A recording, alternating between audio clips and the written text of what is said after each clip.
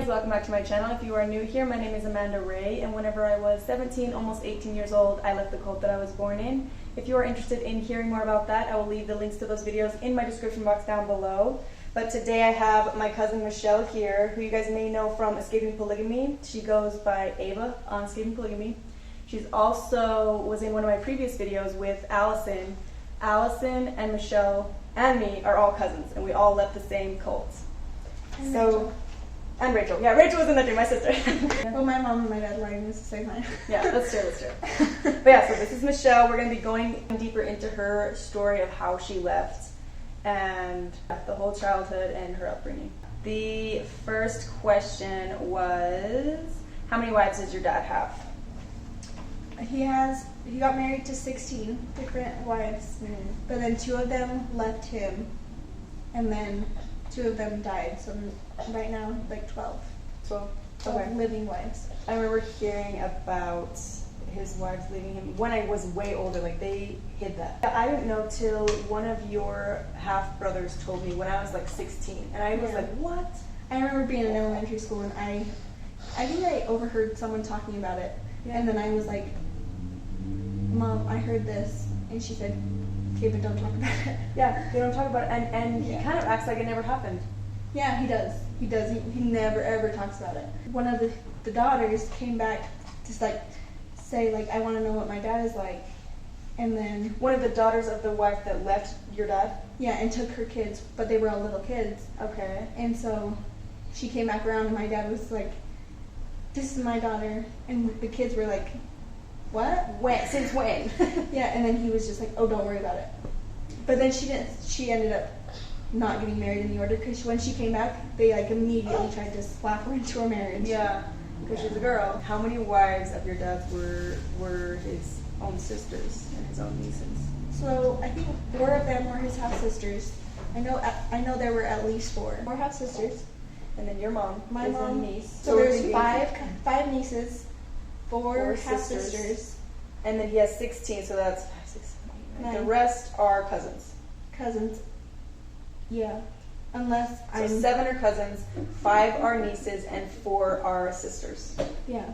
Unless I'm Wow. missing one niece. But they are at least cousins. That's like, he didn't go past cousins. They're all related to him. Did you notice any deformities in the kids? Ever? So it's not like visibly. Like I know, like for me, like I have like issues on the inside. Like you can't see it on the outside. Because the gene pool's so much smaller, so Yeah. if there's any issues, So they're from not both sides. so not from my dad's family, but from my aunt that also married her uncle. She when she'd have a kid, if she was having a boy, then I don't know why or how, but this is what I was told. So every time she got pregnant with a boy, then it would, like his brain would, like his head would swell up. Or she couldn't make it to full term because that would happen. Because they were too closely related, and that's what the doctor Only said. with boys? The doctor said that? Yeah. But now I think she has like 3 boys, so I don't know. They must have done some type of genetic testing. But or every something. single boy, like every single one that happened like that, it was a boy. Yeah. And so but the doctors did say, it's because you guys are too closely related. Because people have asked so many times, like, is there not deformities in the order? And I remember seeing And babies now- with like missing ears and stuff like Now that. there is, like, but now it's also like the 3rd or 4th generation. Right. The more they continue to do it, the more you're But gonna like see my it. generation is, because I'm 2nd generation. Second generation of like inbreeding. is what you're Yeah. saying? I'm my dad's only kid that has left by themselves. Right. Of 16 wives and that's what I was gonna get into. So your dad has 16 wives. How many kids? So my mom has 12 kids, 6 girls and 6 boys. Uh-huh. That are living. That doesn't count like the stillbirths or like the miscarriages. But then my dad, he's still going. Yeah. Still But- popping out babies. But I got to 200. So he has over 200 kids that I've counted. And you're But he's still number going, and then I'm number 51. 51 of over 200 kids, and you are the only one of his kids that left on your own. Yeah, so like the one wife that took her kids with her. Yeah. But that's like 6 kids. Yeah. So That's the 6 only kids other plus instance? me. Yeah, that's the only other instance that the kids have left. Wow. I remember thinking, Michelle left. Yeah. Not Michelle Michaels. Because there was no way that one of Jesse, because he prided himself on never having any kids leave. I don't have any kids to leave. I don't have any. I've never been to jail. He always says that in his meetings. And I'm Why? like, Because David's been to jail, so he's like dogging on David and Daniel. and David has kids that left. Yeah. And then, But technically he did. He had a whole wife and kids leaving. but if you don't talk about it, it doesn't happen. Because he's perfect. Did you forget? Did you forget that's how it works? He always prided himself on that. So I was like sitting there like, just you wait, Dad. Just you wait. I'll be the one. Yeah. Because you kind of knew. Well, we'll get into that in a little bit. I was going to ask, since we're on the topic of your dad, what was your dad like growing up as you were a young child? He was like, my very first memory of my dad was him beating me.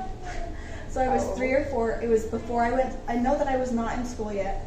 And we were kneeling down for family prayer, and during the prayer, I sneezed, and he thought I laughed. So after the prayer, he took me to the bathroom. He was beating me until he was like hitting me back and forth until he stopped and he said, "You need to say that you love me and give me a hug." And I said, I was like, I made a face at him, and he didn't like that, so he kept hitting me some more. So was he like putting the meeting on hold while he takes his 3 or 4-year-old to the bathroom to beat him? It was at my mom's house. Okay. Like we said family prayer, ready to go to bed. Oh, okay. So it's right. So everyone waited to say goodnight because he had to go take me to the bathroom to beat me. Oh my god. That's my very first memory of him. That's ridiculous. And he wouldn't let you go until you said you loved him? Yeah, and so I like made a face, and I even was saying it through my tears, "I love you," and that wasn't good enough because I was still crying. So he hit me again, and I had to give him a hug and tell him I loved him, and I couldn't be crying. And if you give him a kiss, when you give him the hug and the kiss, if you drop a tear on his cheek, then he knows you're still crying. Yeah. So he would hit you again. Yeah, 3 or 4 years old. That's so young. I remember because he was so good at being so like charismatic, and I never thought that he was abusive. I always thought Daniel was, but never thought Jesse was. But that's the thing. Like even Allison, she says like Daniel didn't really hit her. So everyone always thought bad about Daniel, and nobody thought my dad was that type of person, but it's like the opposite. Yeah, it almost sounds like your dad was a little worse. And that's what I hate. That's what I hear from everybody that I talk to that have left. They're like, your dad seems so much worse than my dad. And I'm like, well, I only know my dad, so I don't know about your dad. Thank you. But my dad was just better at hiding it. Yeah, Daniel, everybody knew about it. Daniel just didn't know how to hide it. Daniel didn't know how to hide his temper. I think that's why, because that's why he went to jail. For beating his kid. He just didn't know how to control his temper. My dad could control his temper long enough to get out of the spotlight. Yeah. And then he would go. But your dad, from what, there was rumors being said that I honestly believe, but from what I heard, your dad should have ended up in jail because I had heard that he had beat a 18-month-old baby so bad that the baby had passed away. And I didn't believe it at first until I started becoming close friends with your half-brother. And he confirmed a lot of that stuff. He said that type of stuff happened all the time. And like even with my dad, I've seen my dad hit babies. Like my little sister, I remember my dad went home with us from the baseball fields after baseball, and the baby was crying on the way home, and she couldn't even sit up. So she was like a newborn. A newborn, yeah, almost like she wasn't brand new, but she couldn't sit up. But she was crying on the way home, and I remember when we got home, he took her out of the car seat and was hitting her when we were sitting in the car, and I remember crying. And I'm like, why are you beating her? She's not even one. But yeah, and even my sister, she got hit in the forehead with the metal baseball bat, and my dad had to give her stitches, and he wanted to beat her because she was crying, and my mom had to stop him and say, "You can't beat her. She just got hit with the metal baseball bat," and she was not even 2. Yeah. She was not even 2. This is so 2. She was, yeah. So she was younger than her. Camera to give them an idea. Come here. Both your babies. Both your babies.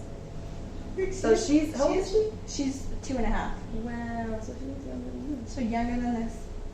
Oh my god. Look, we're raising her right. Being a mama. Raising her right with the babies.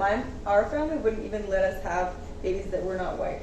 And like toy babies. My mom, we couldn't either. But like, it's because they're so racist. Yeah. And my so dad, much more that we could go into. And my dad would say it like in meetings. He's like, well, you probably shouldn't use that word in public just because you'll get beat, but that's The what they N-word? are. Yeah, the N-word. My dad would say it too. I always felt weird saying it, and my mom didn't like it because my mom grew up on the outside. She was Really? like, don't say the N-word. And that's what I knew I was going to leave, so I played the part because I wanted to get the information that I needed to be able to leave. But you were smart. When did you realize that you were in a cult or that you were in something different than the rest of the world? So I didn't. So for me, it's different because I didn't know that I was in a cult, but I knew that I didn't want to be there when I was 8. Yeah. So I was 8, and I was like, we talked about it in the other video, but it was like, I want to go die behind that garbage can. Oh, because your dad was saying that everyone that leaves the order goes and dies behind a dumpster. Yeah, that's. And when you're that's 8, you what take it that was. literally. You're like, No, and I was told that at 5. oh, I was wow. like, I was told that at 4 and 5, and I'm like, okay, if you leave and you're just gonna die behind the garbage can, okay, then that's the garbage can I'm gonna die behind. Because you didn't want to be here at that young. So at 8, but Wow. I realized how different it was, and that I could survive on the outside when so when I was 8, that's when I decided I wanted to leave. Mm-hmm. But then, I didn't even know outside people when I was 8. Oh yeah, because your entire world is there in the order. Yeah. So I went to outside school when I was like 12, I think, 11 or They 12. let you go? So they let me go because my mom bought it. Wow. Because my older That's sister, she went to Penn Foster. So and my mom's like, she didn't learn shit. Yeah. Oh yeah. She didn't learn anything. You don't learn anything from Penn Foster. She didn't want me to go to Penn Foster, Mhm. and she told my dad, she said, well, if she agrees to like be quiet, follow certain rules, I couldn't talk to a teacher unless I asked my dad first, I couldn't talk to anybody, my brother, because I was in the same grade as my brother, and Did they have your brother watch over you? yeah, my brother had to agree to watch me, and they even said, you can't go into the bathroom. If you need to go to the bathroom, your brother can follow you in. But he's like, I'm not going to follow you into the bathroom. Yeah, that's so stupid. But they did say that. Yeah, they did stuff like that with So me. because he was in the same grade, I think that's why I was allowed to go. Mm-hmm. And because I knew I was going to leave, then I played the part. Yeah, played So- the righteous one, the Yeah. good girl. Yeah, so I was really careful because I wanted to get an education because I knew that would help me if I left. So that's when I saw that like I could live on the outside. But I didn't care before that. So when I was 8 and after that, I didn't care if I lived or died. I just wanted to leave. I just wanted to not get beat all the time. Yeah. But you didn't know exactly that it was a cult. You just didn't want to be a part of it. And I didn't even understand it was a cult until after I left. Yeah, Because I didn't know what I a never cult called was. it a cult till I left. Yeah. And then I was like researching cults and I was like, oh my This is God. what it is. Yeah, I was in Yeah. a cult. So now I call it cult all the time and people get offended, but I'm like, look up the definition of a cult. But yeah, exactly. And people get mad when I say it too, and they say, you don't have to be so harsh. And I'm like, well, look at the definition. Mm-hmm. Tell me what other It's not definition a- fits better than that. Right. It's not a church. It's Yeah. more extreme than a church. It's not Yeah. a religion. It's literally you are dying for the leader. Yeah. That is a cult. But I remember even like, my mom didn't used to hit us. Like there was a long time that she didn't hit us at all. And then when I was like 7 and 8, so like when I was 8, there's so many things that happened that I was just done. Because like, that's when my dad told my mom, he sat and beat my sister in the car for hours at the dance. Just out in the car, we were all sitting there and he How was old was literally she? hitting her. This So I is was- the one. Oh, this is the one in the letter where Yeah. she was supposed to come to the car, but someone asked her to dance. Someone asked her to dance, yeah. So, and she couldn't say no because we can't say no when Yeah. someone asks us So to dance. she's literally just doing what she was told, Yeah. and then he hit her. And for he that? was beating her because he said that my mom needed to be home. So, because she had to be careful because I think she was pregnant or something. But he was literally, I remember crying and thinking, you're making us stay longer because you want to hit my sister than if you would have just let us leave and go home. Do you think he got a rise out of beating Yeah. his kids? Yeah, because he was hitting her for hours. And I'm not exaggerating when I say that because I remember watching the clock. And it was, like, you know how the dance is? You know how late they go? Yeah. Oh, yeah. I remember it was 1 o'clock in the morning and we were still out there. And I was like watching the clock and I was in tears and my mom told me, she's like, you need to be quiet or he's gonna hit you too. And I was like, That's how I've talked to so many people who have been abused in the order, and I was too, and I watched my siblings, and people were like, did no one stand up? But that's the truth. If you stand up, you will get and I too. was like 7 and 8 at the time. I can't do much, anything. right? What am I supposed to do? Stand up to my dad that's however old and say stop? He's just gonna kill me. Yeah, he's just gonna he's gonna continue to be them, and then you too. Yeah, and he told my mom, he said, this is what happens when you don't beat your kids, so you need to start beating your kids. So that's when my mom started to hit us more, but it was not as often. But she didn't want to.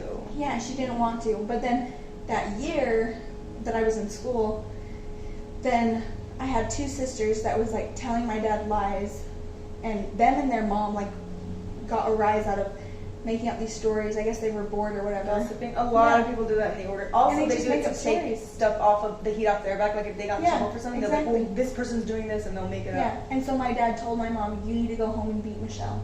And the first day, then my mom was like, "Dad said I needed to come home and beat you. What did you do wrong?" And she was like asking me. I told her, I said, "I don't know. It could be this. It could be this. I don't know, but I don't feel like there's anything that Dad should be hearing about. I didn't do anything wrong." And so she said, "Okay, and I'll go talk to him tomorrow." So she went to work and went and talked to him. And then the next day she came home and she said, "Dad said there's something that you're lying and you don't want to tell me. So he said I have to actually beat you." So she said, "I don't know why I'm hitting you, but Dad said I have to hit you." So she didn't hit me. She hit me a couple times. Yeah. And then she had to go back and report again, and literally every single week, and every single day for the first few weeks, and then at least once every single week after that, she hit me because my dad said it, told her to. Right. And she had to report back everything. And so that time I was like, I cannot do this anymore. Yeah. I'm done. You're not even on my side anymore. Like, well, she was literally telling me like, I don't know why I have to beat you, but I have to beat you because Dad said. And she told me she was crying. She was crying. She's like, Michelle, I don't know what I'm supposed to do because you know that I have to listen to Dad. Yeah. What age did they start prepping you for marriage?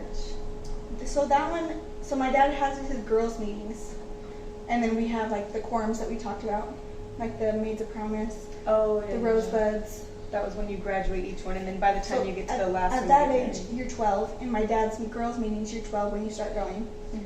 But my dad told me who I was supposed to marry when I was 8. He just told you, okay, you're going to marry this person when you... Well, we had to have like a meeting, but yeah.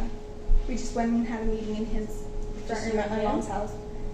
I think it was me and him at first, and then my mom came in. I know my mom was in there at some point. I don't know if she was in there for the whole meeting, though.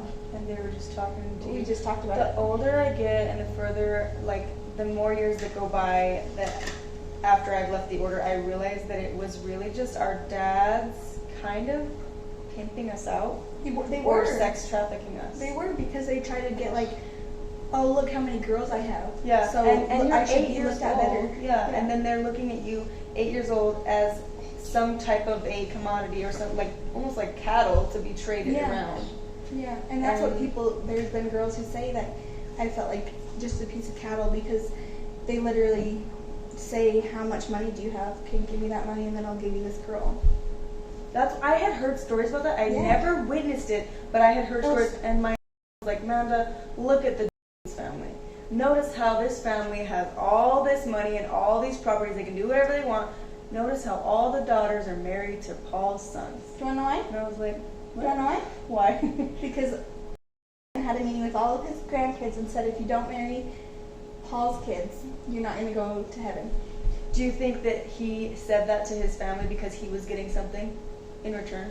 Like he was getting some type of... Because there's got to be a reason why that family has so much money, and like there's other families living in poverty. But also at the same time, like even if it's not money that he's getting out of it, look at how he's looked at when Paul said, when they're like, he goes up to Paul and say, oh, look, my granddaughter wants to marry your son. He's looked at as a better person in Paul's eyes.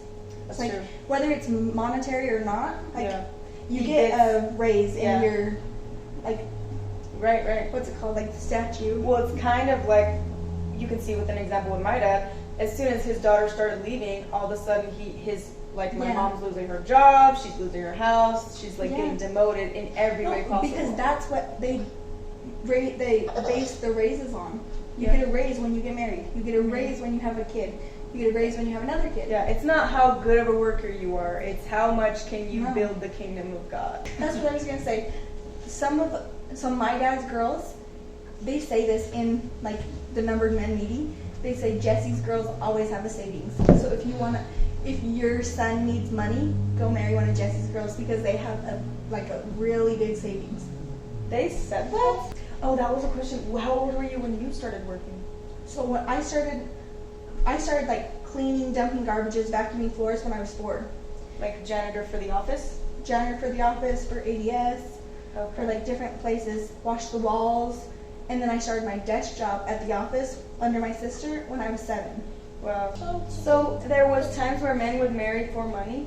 Yeah. I've Like never when heard we of were talking that. about them like selling the cattle. Yeah. But so do you know when Peter married, then he said, I didn't know how much money. He said they were serious about their income. I didn't really know that they were that serious. I thought everyone meant they just had a couple thousand in savings. No, they have a big savings. Because you were working since you were 4 years old. And she would just pay for all of this stuff. And they just took it. Like it was just gone. Oh my And my gosh. sister, when she got married, she had a big savings, just like the rest of my dad's girls, because he starts us young to work.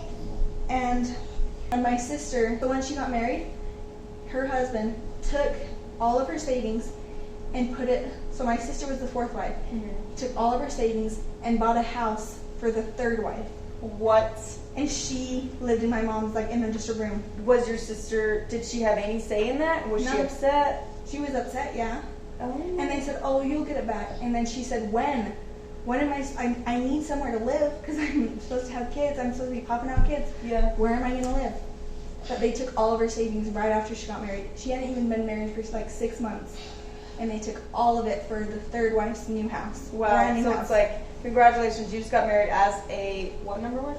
4. As a 4th wife. You're not even the 1st. And now we're going to take all of your money and give it to the other wife. And you're gonna basically live in your mom's house, the same old, and your life's going to be worse now. Yeah. Basically. Yeah.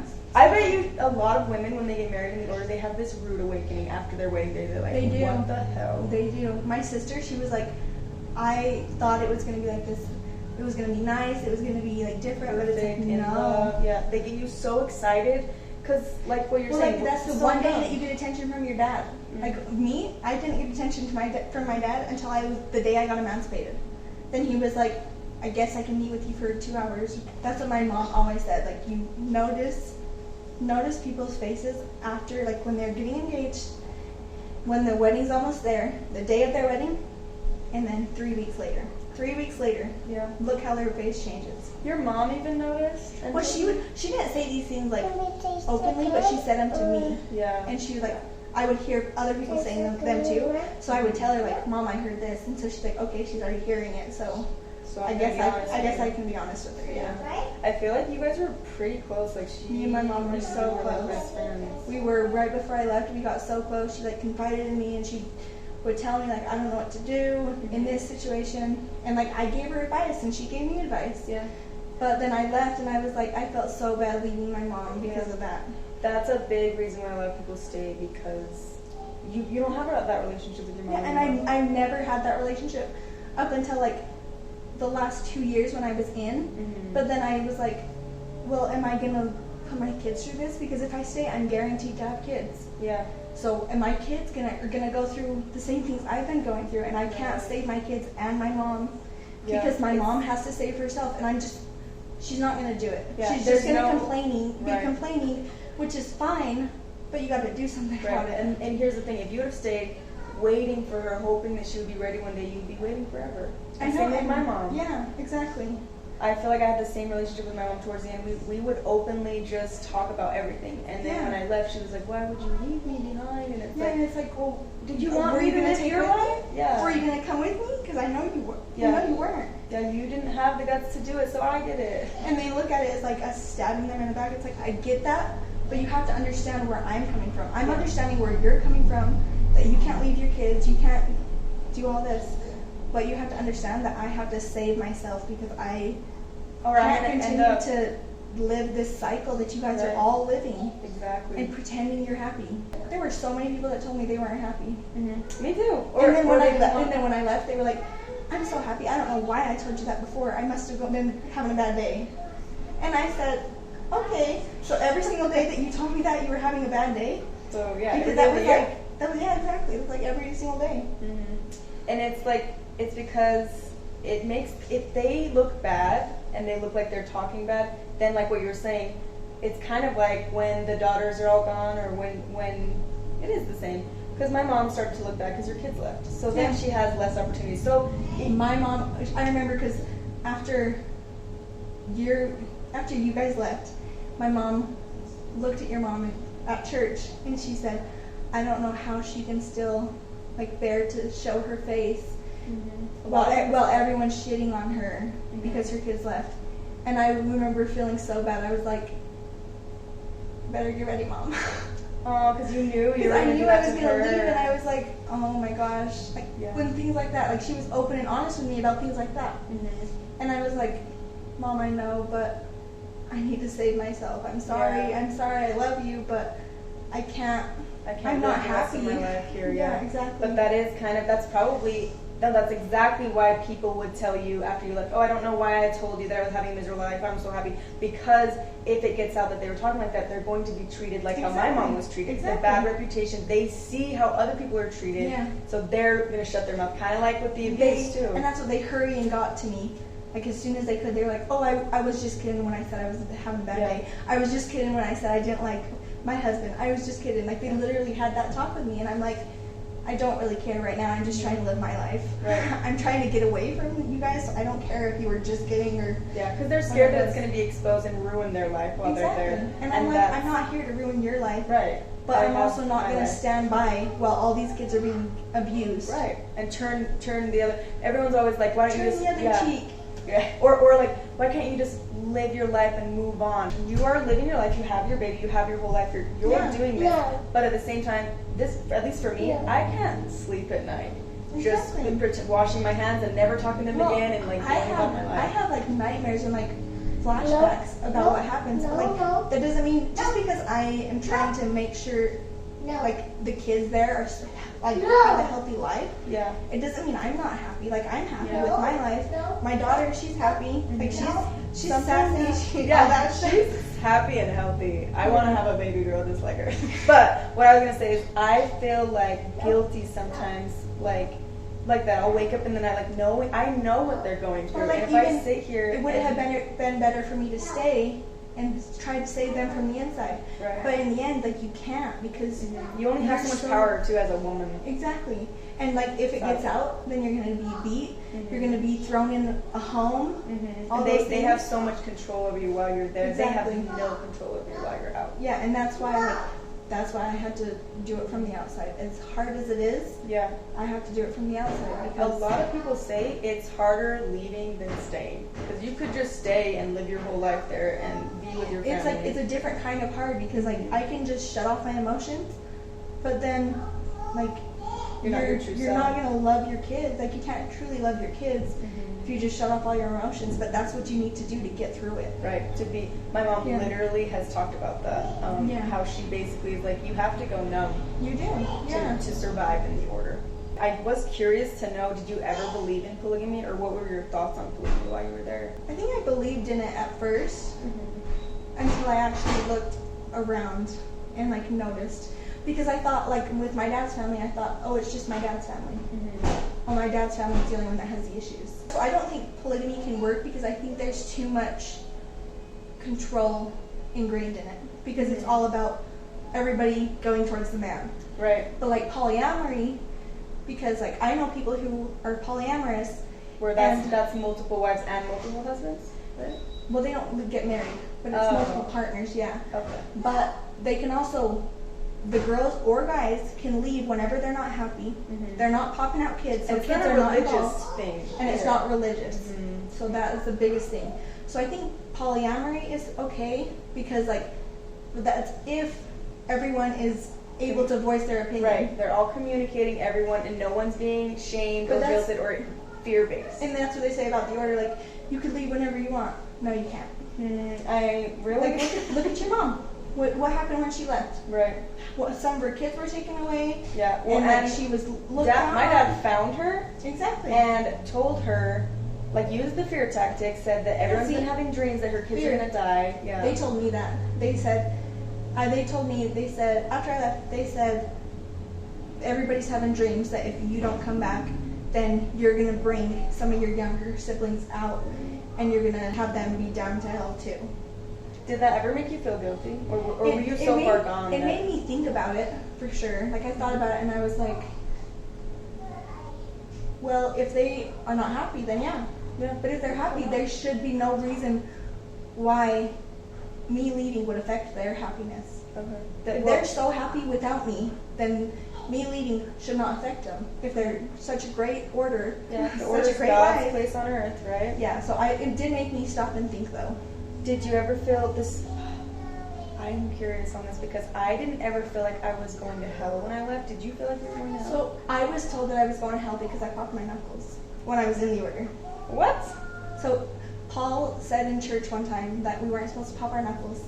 So I popped my knuckles, and they said, you're going to hell because Paul said that you guys can't pop your knuckles. And you're like, so I was like, well, if I'm going to hell anyways, then let me just have some fun while I'm here. I'm going to go to hell, then I might as well enjoy my life on earth. Yep. Did you, that's what I decided in the end. Right. Did you secretly date then, too? Yeah. You did? In the order? Not order people, but yeah. Okay, so but I never told anybody. Can I leave that in? Yeah, you can leave it in, but I like, even my mom, I never told her that. You were secretly seeing police. How old were you? 16. I don't know why this intrigues me so much. I was getting so excited when Colleen was telling me that type of stuff. She's like, what? Like, I know, because it's so like interesting. Well, also like the excitement when you are in the order, like the rush of adrenaline when you know you're like breaking the rules. Yeah, I started at 14, and that's when I knew I didn't believe in polygamy. But I met people like at Walmart, and they like asked me for my number, and I gave it to them. You did? I never said, Not can at I all. get your number? Yeah. I never started it. Oh, of course. But there were people that started it, and I was like, yeah. And I met up with them a few times, and wow. And my mom, like, even after I left, my mom said to have a meeting with her and tell her everything that I did wrong. And I never told her that. Because they shame you so much for that. But well, every single time she contacted me after I ran away, before I got emancipated, she always said, did you break the law of chastity yet? Did you break the law of chastity? And that's virginity? Yeah. Oh. And she was always like, make sure, if you're not going to follow any other rules, make sure you don't break the law of chastity. But yeah, don't lose your virginity, just in case you need to come back. It's always just so interesting to me because everyone acts like they don't date secretly, but the more and more I hear and people coming out, like, they all kind of secretly do. Yeah. Because it's human. Yeah. But so I never dated an order person. Yeah. Good for you. I remember on Escaping Polygamy, then I wanted to say this, but I laughed in the middle of me saying it. But they said, was there anybody in the order that you wanted to marry? And I said, I started to say it. No, I've yet to find one of my cousins that I want to fuck. I was like, oh, probably should say that. See, some people didn't look at, they looked at their cousins as they could marry them. And for me, I remember as soon as I knew they were my cousins, I was like, that's gross. Is that not gross? To me, it wasn't gross. It was more like the type of person. Yeah. But like most like, of I don't want to marry anybody here because all the guys have this like God complex in their mind that so they're high and raised mighty. so exactly. Right. And I'm like, I don't want to be with someone that's everything is about them. Mm-hmm. And they put you beneath them, basically. Yeah. Yeah. I definitely felt like when I was like secretly dating, I was secretly dating him, and I just thought he was the best of all of them because he didn't believe in that stuff. He didn't believe in polygamy, so I was like, oh my gosh, he's the best for me. But he still had a lot of the order tendencies, but I was willing to turn a blind eye to those because at least he wouldn't live polygamy and he wouldn't treat me the way my mom. And see, like with that, then I was like, if I'm willing to turn a blind eye on all these things, then I might as well just stay in the order. But if I'm not going to stay in the order, then I'm not going to turn a blind eye and just allow myself to be treated less than. Yeah. I feel like 90% of the women have these same thoughts. They're just too afraid to say it in the order. No, and like people in the order said it to me, so I'm like, I know that they have these thoughts. Yeah. And that was the nice thing about me. There were so many people that was willing to talk to me that they were like, that I knew I wasn't alone. But like even like people that would say that to me, they're all still in the order. Yeah. But like people who were related to me, who were like cousins, who were like people like distant, they all said that. So I knew, I'm like, no matter what family you're in, it's not just my dad, because that's what I thought at first. Oh, it's just my dad's family. Oh, my dad's just the one that's a brat. Yeah, but it's everywhere. But then I realized it's everybody. Yeah, Yeah, because it's the doctrine, just like you said.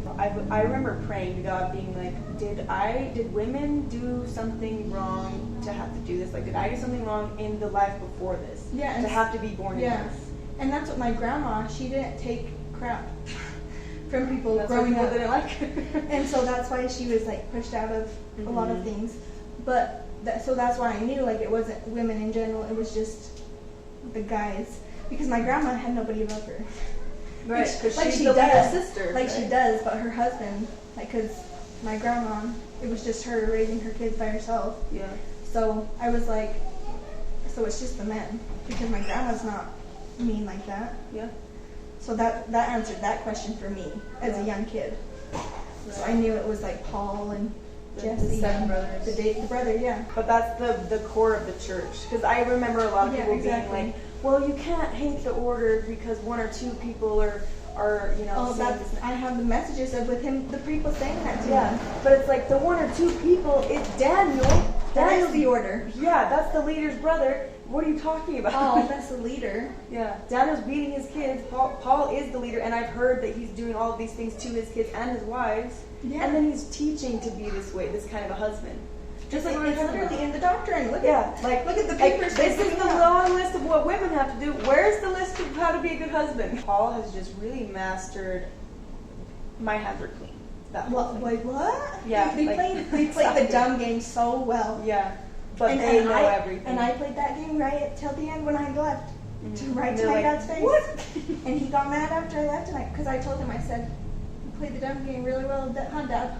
And he got so mad when I said that. Using his tactics against him. But you are his daughter. I used all of them against him, and I honestly can say this. I think that if I would have stayed in the order, I would have became a version of my dad. Really? As evil as my dad. No. And as sad as that is to say, but I truly believe that if I would have stayed in the order, I would have became just as evil as my dad. Because that's what it breeds there? Not only it breeds there, but like the frustration, like I can't do anything from it, but it comes out somewhere. Yeah. And if you can't talk about it, you can't do anything about it, you're just going to end up screaming at your siblings, which is what I did. As sad as it is, I hate to say it, but I did have moments where that's what I was becoming. And that day that I sent a message to the first day I sent a message to an outside person, I sent the message because I didn't like who I was becoming. Because I was in tears. I said, this is who I'm becoming, and I have to get out. Well, you were smart enough to realize that and recognize it. I just remember feeling like I can't ever fit in with these people. I can't be the version of the person they want me to be. Yeah. But I had this like conversation. It wasn't an argument, but it was kind of a debate. Yeah. I was saying I think that a lot of us can be born with different souls and different personalities, and they were saying the only reason anyone leaves is because they had some type of outside influence. If someone is born in this cult and has no outside influence, then they will stay for the rest of their life. Because of me.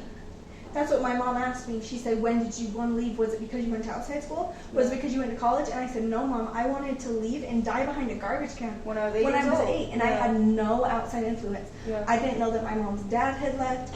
I hadn't gone to outside school. So that's not true, because I was fine with just dying and leaving when I was 8. So you knew before you even met outsiders, but when you got older, you could see that I could live. So that was the only difference. I could see that I didn't have to die behind a garbage can. Yeah, I could live on the outside. Another way. Yeah. I've always worded it, even when I first looked out, because my brain didn't comprehend everything when I first looked out. I was like, I feel like there's two types of people. There's leaders and there's followers, and the followers stay and the leaders leave. Yeah. Like, you were able to lead your own life. Not that you were going to go lead a cult, but you didn't want to follow someone else and follow the crowd. So you're out here living your own life. But even after I've left, like, I've seen parts of my dad come through, and I'm like even thoughts that I have, and I'm like, that's for my dad. I need to work on that. We gotta pull that back. Yeah. Well, at least you're acknowledging it. This is why I want a podcast, because I want to talk about the psychological side of why do you think that the leader became the way that he was? Why do you think that Jesse became the way that he is? And that's what, like I said, I feel like I would have became just like my dad. Because was I screaming at people? Yeah. Was I hitting people and lashing out at people? Yeah, I was. Like somebody thinking logically for having themselves. and also having emotions for someone else like that. So my dad, when he found out that my adopted family was taking me in, he couldn't comprehend why a family would want to take care of someone. My mom asked me that too when I told her that I was living with some family, and she said, "Why would they take you?" Yeah, what are they getting out of it? Exactly. My dad literally told my mom the only reason why Amanda has an adopted family is because that family thinks that God's going to give them blessings in heaven. Because that's the way they their think. mindset. Yeah, yes. exactly. Because they can't comprehend doing something good for somebody unless there's a positive outcome for them. The type of person I am now is different than the type of person I was when I left, because I've matured and I've grown a lot and got my confidence back. I was going to ask, we kind of already talked about this before, so this is kind of just for the audience, I guess. Did you say goodbye or just leave in the night? I guess. So I prepared, like I knew that I was going to leave, and I had been preparing for a long time. I was just waiting for my age. That's what I was waiting for. To be legal. Yeah. So I kind of but the day that I actually left, the night before, I did give my younger sisters a hug. I got some pictures with them. Did you tell them you were leaving? No. Oh, wow. So it was like you knew you were. I knew I was leaving, but I was giving them hugs, and I actually got in a fight with my mom that night. Why? Because she wanted me to do something. Well, because they were trying to clean the basement, and I was like, I'm gonna have people showing up here. You guys need to go to bed, but I can't say that. So I was complaining about cleaning and saying, we need to go to bed. We're gonna be up here all night. Everybody, let's just go to bed. And I had everyone waiting for me, the taxi. Everybody was ready for me to leave. So I was complaining, trying to get them to go to bed, and she was yelling at me. Then she said, "Okay, just go in your room." And so that's when I wrote my letter. Also, you wrote a letter to her to say goodbye. So I didn't kind of said goodbye. I said to goodbye siblings. in so many words, as much as I could, but I couldn't say bye, because they'd be what the heck. Yeah. Well, my mom's kids, we didn't hug each other. Yeah. We didn't hug each other very often, except the younger kids. Did you hug them? I hugged the younger kids, but not the older kids. Yeah. So that was you basically saying goodbye without really saying goodbye, because if you did tell them, that would compromise everything. Well, they would tell them, my mom, I'd say, after I left you, my sister, I guess my dad told my younger sister, she was 4 at the time, she said, "Dad said you turned your back. What does that mean?" And I, so they would go ask my mom, "What does this mean?" Turned your back on the family, basically. Yeah. Wow. But yeah, I wrote that letter. So this letter was meant for your mom and your dad? Yeah. Okay. Some parts include my dad. Some parts are just for my mom. Okay, I'm just gonna go over briefly. I can only imagine all the things that are going through your mind right now. I want you to know that this was completely and totally my choice. No one came to me, no one forced this on me. Everything that is being said in this letter was my own personal thoughts and words. They asked me after I left, they said, "Are you taking any pills from them?" And I'm like, "No. They're not. Nobody wants to give me pills." Mom. I wonder if it's because they are how did our manipulation, brainwashing not work on this? Well, and exactly. I think it's that, but also, how did, everybody that leaves, they always say they have to get to a point that they would rather die, than stay. Right. And they can't comprehend that. They're like, what? Yeah. I'm not that mean, because that's what my dad said. He said, "I'm not that mean to you." I really think he has a really weird perception of himself. He does. Because everyone sees him way different than he sees himself. I know everybody, and that's what everybody tells me. Even if they don't know all the details about him, they always say, I don't feel like he's as nice as he thinks he is. I do have love for my dad, but that does not make him a good person, and I know that he has done bad things. Right. So if people are like, "You just hate your dad," I don't hate my dad. I know he's done bad things. Yeah. I'm not going to stand up for him, or I'm not going to lie for him anymore. Right. You don't But want to protect. that's not my job. Right. And that's not my fault that he chose to do the things he's done. Yeah, that's not on and you. continues to do it. Right. And So. by lying for him and protecting him, the abuse is only going to continue. Exactly. Dad, you so often mention that when people leave, they make such a big deal about it. They say they're escaping, and you say, from what? I can only answer for myself, but I'm escaping a lot of hurt and pain, physically, emotionally, and sexually. So he would say, what are they escaping from? Like, that's what you're referring to, like they can walk right out the front door. He says that in his girls' meetings. He's like, oh, they're escaping. I guess that those were the times he did talk about escaping polygamy. That he's like, oh, I'm escaping. From what? I remember his voice. He says, from what? I had commenters and like people DMing me like, yeah, we can leave if we want to. It's like, well, great for you. I couldn't, and I'm speaking from my own experience. Okay, where are you gonna go? Yeah, I had run away. How are you gonna work? Mm-hmm. How are you gonna survive? Yeah, they made it so easy. Is your parents gonna help you leave? Right. Is that what you mean? You say, I can leave if I want. Okay, where are you gonna go? Did he watch Melanie's episode? Yeah. How they were literally holding her down? Was that them letting her go? Well, we had to get cops involved. He wouldn't address it directly though. He would just say it in general. I just wonder, like, I have so many questions about that, but this video is already going long because I keep asking too many questions. I'll get into the ends of this. I don't want to, like, read all the way through, but let's see. I'm not doing this to try to hurt anyone, but I'm doing this because there comes a point in your life where you need to decide if you're going to live someone else's life or dream that they have for you, or if you're going to live yours. I feel like everyone, whether they admit it or not, they feel this. Like, am I going to live my life or what they want to live me? Make me live. I had to make the choice, do I want my kids growing up going through the same things that I went through? Mom, please know that this wasn't your fault in any way. I wish I could spend more time with you all because I love you so, so much. So I said in here, like, Mom, it's not your fault. And my dad said every single time he talked to me, he said, it sounds like it was all your mom's fault and I didn't do anything wrong. Like, he said that seriously, and I was like, what is the point of this? In the order, then they always say, like, they make sure you get the story right. You make sure they like say it again in their version so that you... Yeah, and that's what my dad was doing. He was like, I didn't do anything wrong to you, right? It was all your mom after I left. He was doing And that. your mom would just like sit there and like... Yeah, she just sits there and listens. Because she can't, what is she supposed to do? They made her fast after I left. Because she was supposed to fast until I came back. How long did she fast for? At least 2 weeks. 2 weeks. But they said, if you come back, then your mom can eat. Wow. So they were trying to manipulate me even after I left. Even after all this. Even after they said, oh, you can just leave if you want. Really? Because they made my mom fast because they had no control over me. Yeah. The last thing that you said on the letter was, I would love it if you didn't push me away after this, but I've been watching long enough to know how these things work. But always remember that I do truly and really love you with all my heart, and I always will. With lots of love. Yeah. But they definitely pushed you away after. I'm sure they never wanted you to be around your siblings. No, they told me I couldn't see my siblings. I asked my dad, I said, can I see him? So if you guys aren't pushing me out, can I see him? And they said, are we supposed to let your younger siblings know that this is okay? And I said, know that what is okay? Me being happy? Are you ready to be an older sister? Yeah. She told me this morning, she's like, Mom, you want to feel my baby sister in my belly? Where is it? Where's your baby sister? She said, I have a brother in my belly, and she has her sister in her belly. Is that how it works? When are you going to have a baby? It's just going to show up. You're going to be a big sister. That's so exciting.